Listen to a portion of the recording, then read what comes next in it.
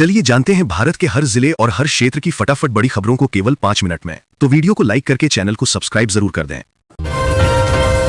सुबह दिल्ली आगरा यमुना एक्सप्रेसवे पर घने कोहरे के कारण भीषण सड़क हादसा हुआ। मथुरा जिले के माइलस्टोन 127 के पास कम दृश्यता के चलते कम से कम 7 बसें और 3 कारें आपस में टकरा गईं, जिनमें कई वाहनों में आग लग गई। पुलिस और प्रशासन की टीमें तुरंत राहत बचाव कार्य में जुटी। अब तक 4 लोगों की मौत की पुष्टि हुई है, जबकि 25 से 150 लोग घायल बताए जा रहे हैं। घायलों को नजदीकी अस्पतालों में भर्ती कराया गया है और हादसे की विस्तृत जांच जारी है। दिल्ली की एक अदालत ने नेशनल हेराल्ड मामले में प्रवर्तन निदेशालय द्वारा दाखिल आरोप पत्र पर संज्ञान लेने से इनकार कर दिया। इस आरोप पत्र में कांग्रेस के वरिष्ठ नेता सोनिया गांधी और राहुल गांधी के नाम शामिल हैं। अदालत के इस फैसले के बाद कानूनी और राजनीतिक हलकों में चर्चा तेज हो गई है। मामले से जुड़े दस्तावेजों और प्रक्रिया को लेकर आगे की न्यायिक कार्रवाई पर सभी की नजर बनी हुई है। मोहाली में कबड्डी खिलाड़ी राणा बालाचोरिया की हत्या को लेकर एक सोशल मीडिया पोस्ट वायरल हुई है, जिसमें इस हत्या की जिम्मेदारी लेते हुए इसे गायक सिद्धू मूसेवाला की हत्या का बदला बताया गया है। पुलिस सूत्रों के अनुसार ये पोस्ट जांच का हिस्सा है और इसकी सत्यता तथा स्रोत की गहन पड़ताल की जा रही है। अधिकारियों का कहना है कि सोशल मीडिया गतिविधियों को गंभीरता से लेते हुए तकनीकी साक्ष्य जुटाए जा रहे हैं।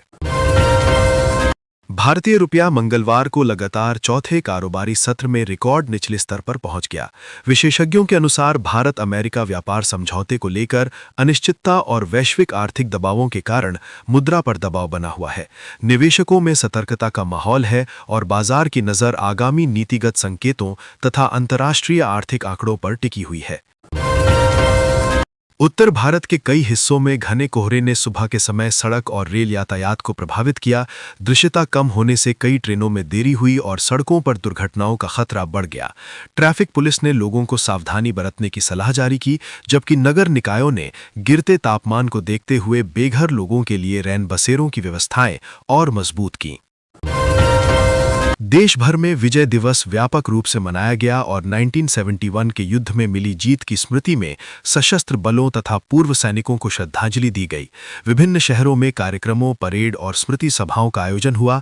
इस अवसर पर देशवासियों ने सैनिकों के साहस और बलिदान को याद करते हुए राष्ट्रीय एकता और सम्मान का संदेश दिया।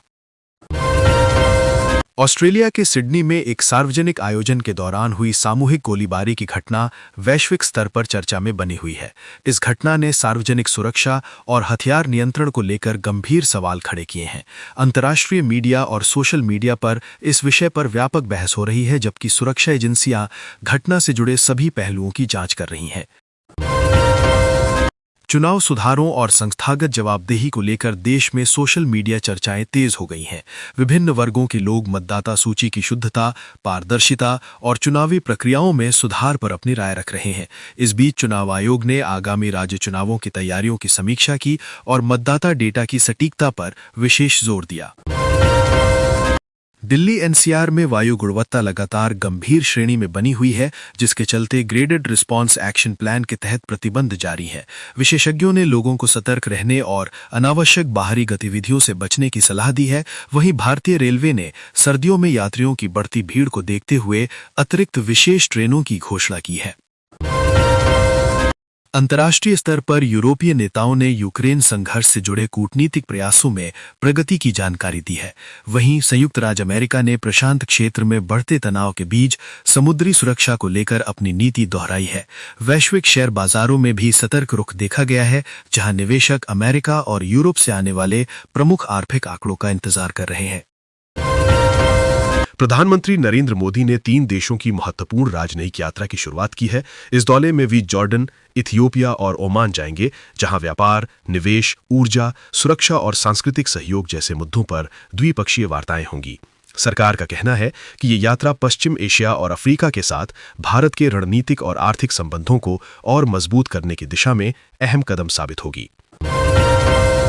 आदित्य धर निर्देशित जासूसी थ्रिलर फिल्म धुरंधर बॉक्स ऑफिस पर लगातार नए रिकॉर्ड बना रही है।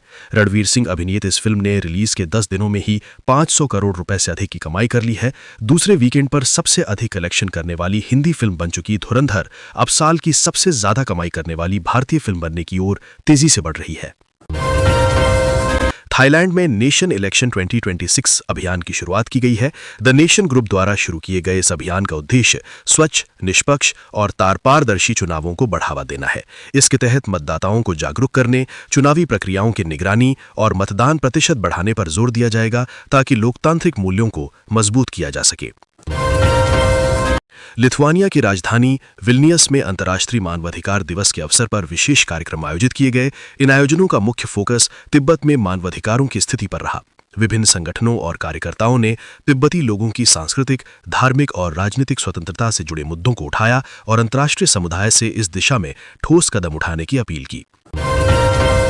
भारतीय जनता पार्टी ने संगठनात्मक बदलाव के तहत 45 वर्षीय नितिन नवीन को राष्ट्रीय कार्यकारी अध्यक्ष नियुक्त किया है।